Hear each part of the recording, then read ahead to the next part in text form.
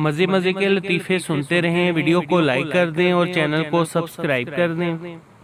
एक शख्स की बीवी उससे हर बात में बहस करने की आदी थी। एक दिन वो एक बुजुर्ग के पास गया और मशवरा मांगा। बुजुर्ग ने कहा, बेटा कभी भी अपनी बीवी से बहस में जीतने की कोशिश मत करो, बल्कि उसे अपनी मुस्कुराहट से शिकस्त दो।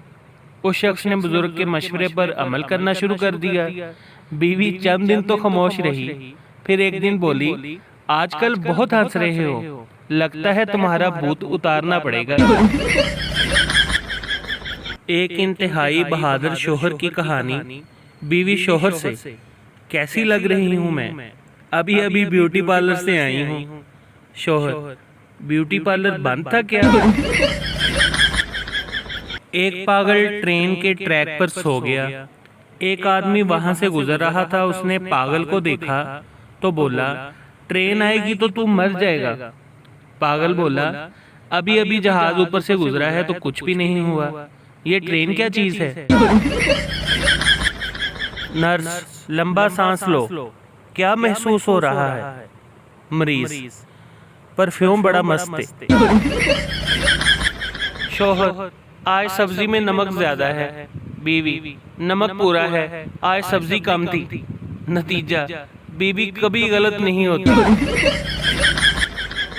कुछ लड़कियां इतनी पतली होती हैं कि समझ ही नहीं आता इन्हें परफ्यूम गिफ्ट करें या ग्लूकोज की बोतल।